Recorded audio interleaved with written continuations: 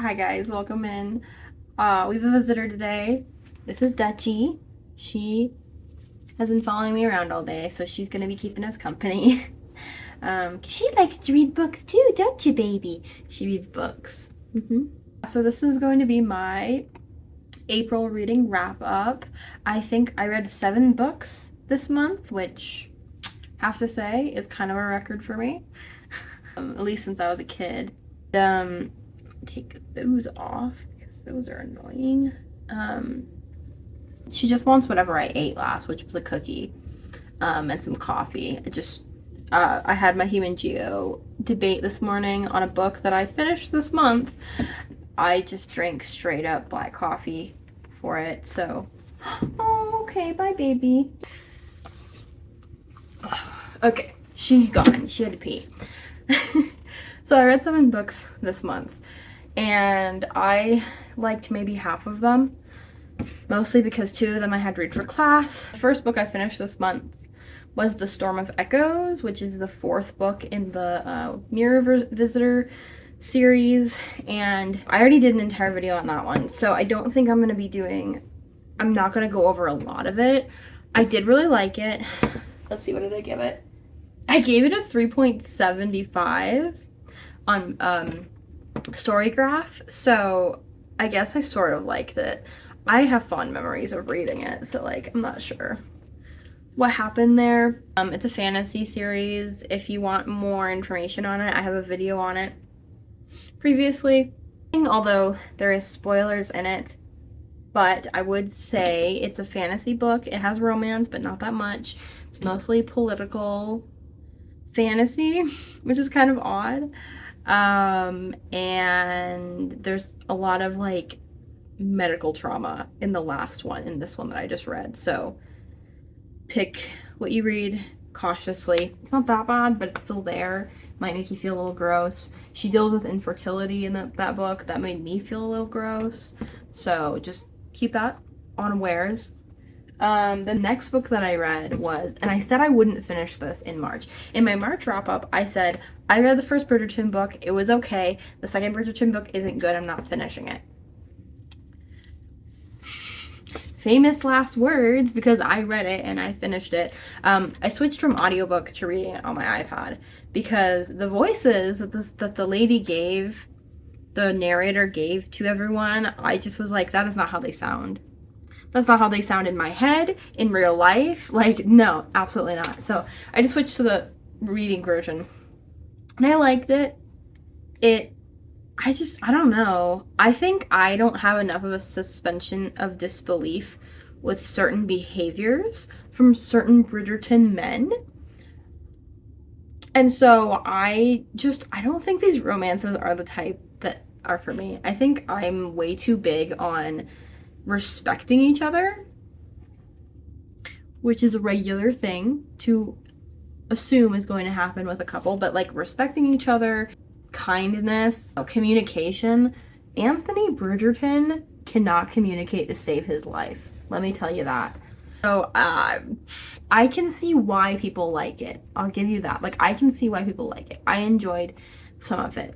I definitely enjoy some amount of they're both in love, but neither of them will admit it. And then they're forced to like be in the same room or get married in the Bridgerton's case. And then they have to pretend like they are not in love with each other, but they're both in love with each other. I like that to some extent. However, I think I like it mostly only in fan fiction. Because when I'm reading original characters, it's harder to convince me. Let's say that. And so I didn't give an original rating for this book, but I would say maybe 3.5.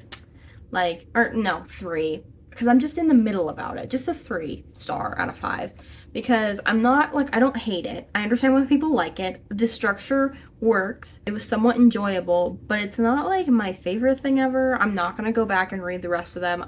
I literally said in March, and I didn't listen to myself. So that's on me, besties. That's on me for continuing to read a series I didn't like. I'm just going to stick with the show, okay? I'm going to stick with the show. Y'all let me know as the show progresses if it stays the same or not, because I do not want to read about Colin and Penelope.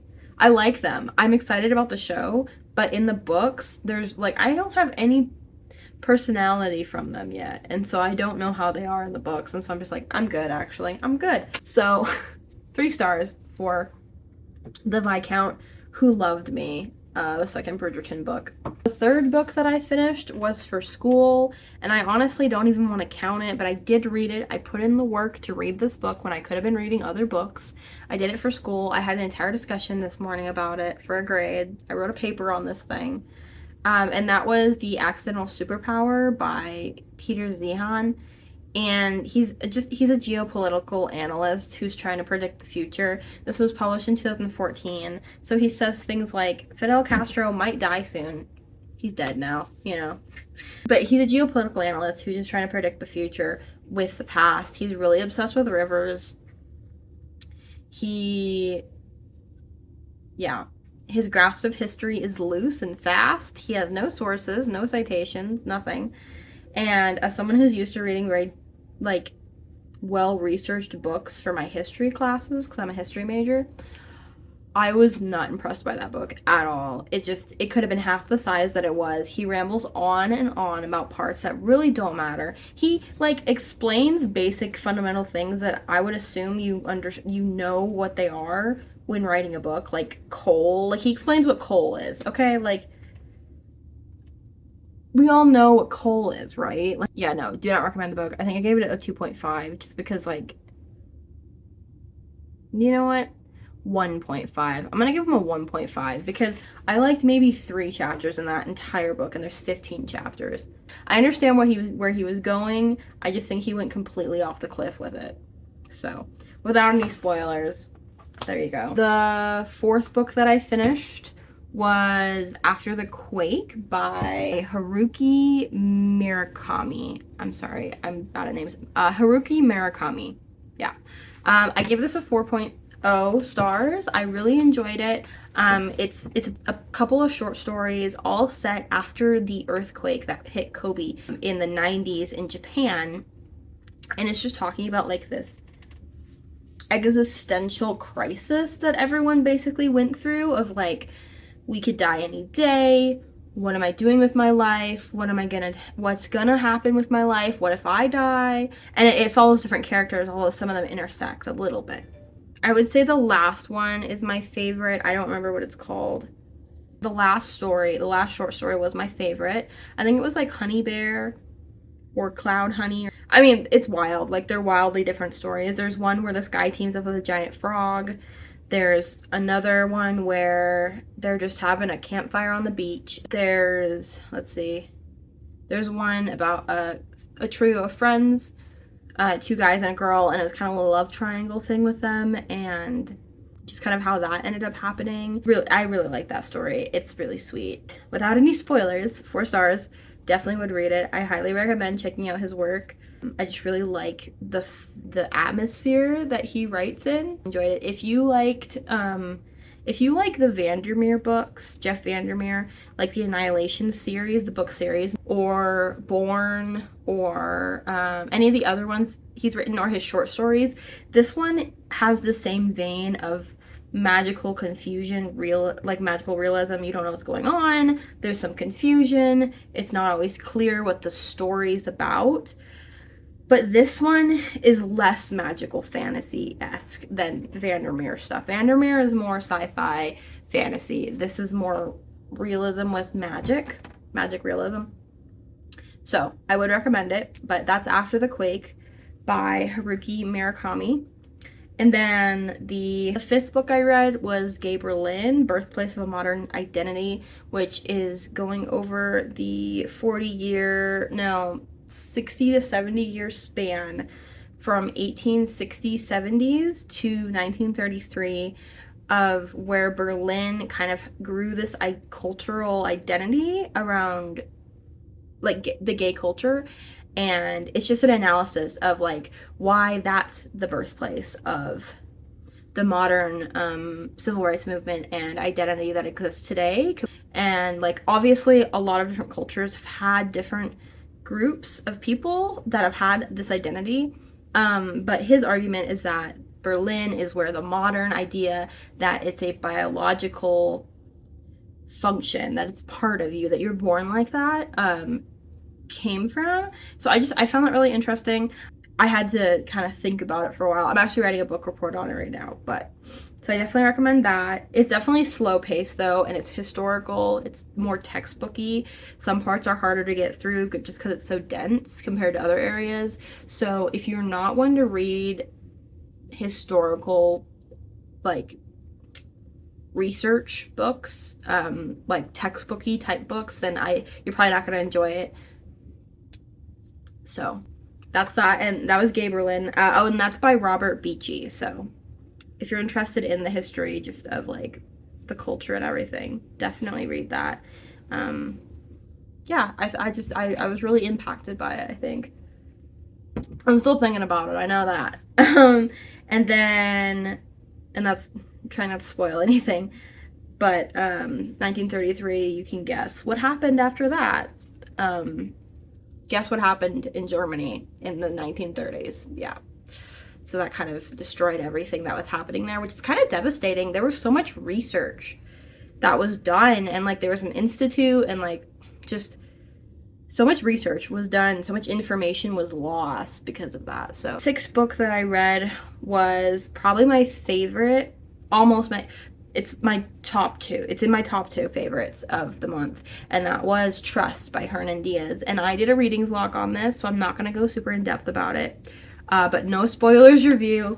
I gave it a 4.5 just because I love it. It was so good. I think it didn't hit me as emotionally as I wanted it to, but I don't know if that was because of me or because of the book, because I might have just been reading in a weird thing. So I intend to reread it, so I might reassess my rating later on, but it's just so interesting. It's basically like a logic puzzle.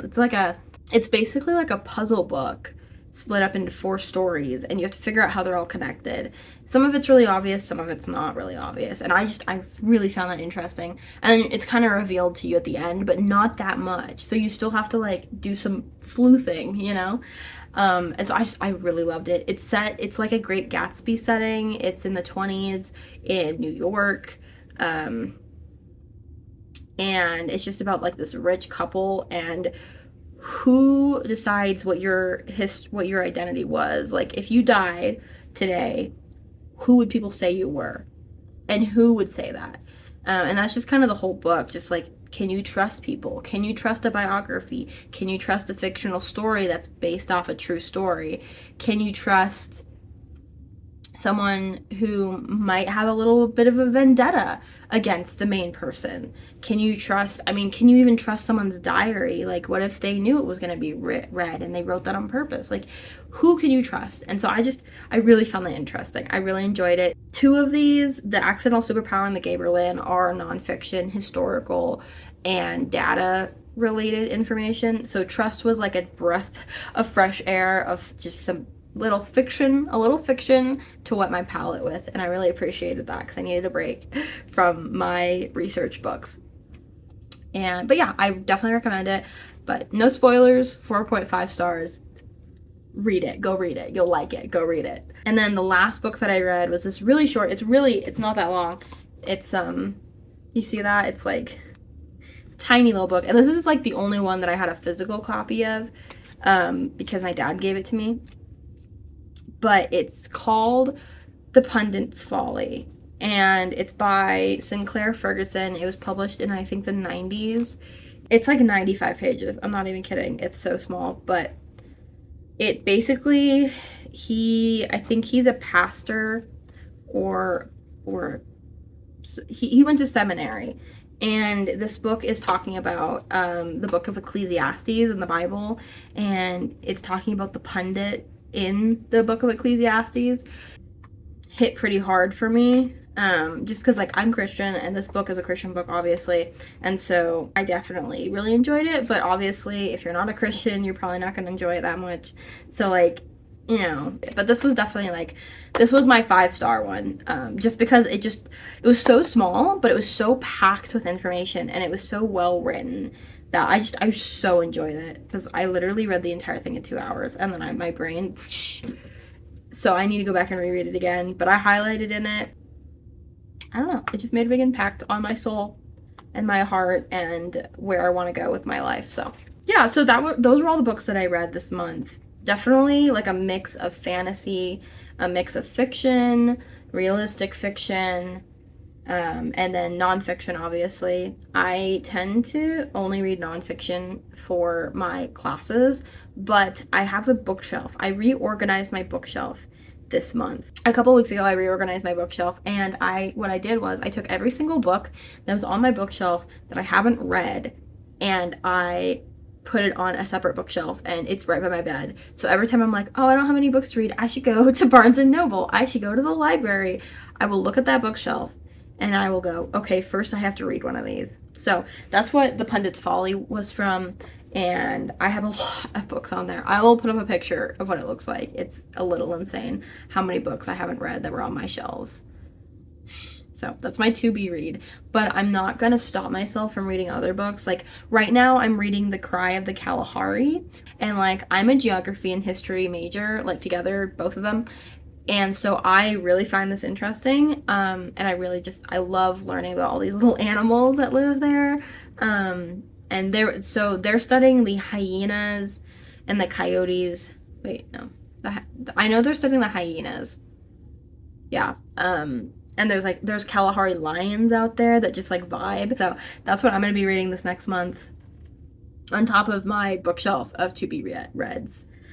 And my school ends in 2 weeks, so I'm hoping that I can read way more than I did this month, but I don't want to burn myself out. Yeah, so that's what I'm going to be reading. And then I've also got Fuel in the Flame, which is about discipleship with other people, with other people of the faith and stuff. And so I'm halfway through this one. I read half of it with my small group, and I'm going to read the other half hopefully this month, if not the month after that. I did, in fact, lose what page I'm on, which kind of sucks, but I'll find it again. It's fine. Let me know what y'all were reading this month, if you read this month. If you're in exams like me, I totally understand if you didn't read this month, because I'm surprised I got as far as I did, honestly. And I'm going to link my Storygraph account name below so you guys can find me if you want to follow me. No pressure, because I don't have that many good things. I don't really like put opinions on there. I put my star reviews, and like that's it, because I have to like think about stuff for a while before I can like really give a review on how I felt reading it. So, but I'll put that down below, and I hope y'all are having a wonderful day, because I know I am. So see y'all later.